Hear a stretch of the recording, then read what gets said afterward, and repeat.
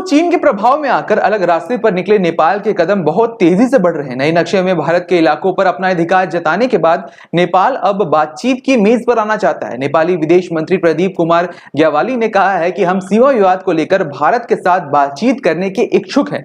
इसके अलावा दूसरा कोई रास्ता नहीं है, पर बातचीत की इस मेज पर भारत का कहना है कि सीमा विवाद को लेकर कोई भी बातचीत कोविड-19 महामारी के खत्म हो जाने के बाद ही संभव है।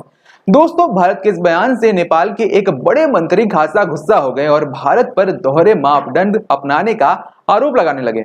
दोस्तों, नेता ने कहा कि भारत एक तरफ चीन और ऑस्ट्रेलिया से तो बातचीत कर रहा है, पर काठमांडू में बैठक के लिए कोविड-19 का बहाना मार रहा है।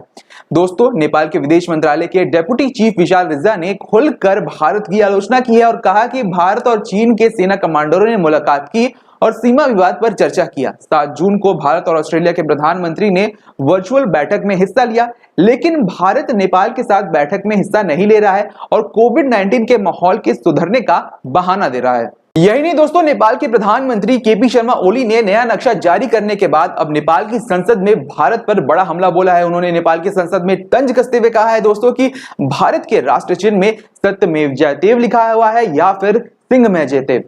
ओली का कहने का मतलब दोस्तों यहाँ ये है कि भारत सत्य की जीत चाहता है या फिर ताकत की जीत चाहता है। ओली ने कहा कि भारत के साथ दोस्ती को गाढ़ा करने के लिए ऐतिहासिक गलतफहमियों को दूर करना जरूरी है। दोस्तों, ओली ने संसद को बताया कि उन्होंने भारत सरकार की सीमा विवाद का मुद्दा उठाया है। पीएम ने यह कहा कि उन्होंने किसी के दबाव में यह मुद्दा भारत के साथ नहीं उठाया है। उन्होंने कहा कि नेपाल केवल अपनी जमीन पर दावा कर रहा है, हमारी सरकार केवल देश के लोगों की भावनाओं का प्रतिनिधित्व कर रही है।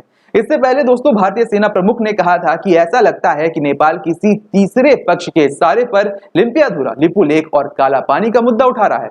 दोस्तों, कई जानकारों का यह मानना है कि नक्शे द्वारा केपी ओली अपनी पीएम की कुर्सी बचा रहे हैं। दोस्तों, नेपाल की कई मीडिया रिपोर्ट्स के मुताबिक नेपाली कम्युनिस्ट पार्टी में पुष्प कमल दहल और सीनियर लीडर माधव कुमार नेपाल के खेमे से ओली के इस्तीफे की मांग की जा रही थी, लेकिन अब यहाँ सन्नाटा छाया हुआ है। दोस्तों, माधव के एक साथी के मुताबिक देश में हालात गंभीर हैं और ऐसे में पीएम का इस्तीफा मांगना अनैतिक होगा। हालांकि विरोधी खेमे का साफ कहना है कि मांग को खत्म नहीं किया गया है। बहरहाल दोस्तों, आपको हमारी ये रिपोर्ट कैसी लगी कमेंट सेक्शन में जरूर लिखकर बताएं। इस वीडियो को लाइक करें, शेयर करें और हमारे चैनल DHFA अड्डा को सब्सक्राइब करना ना भूलें। नमस्कार।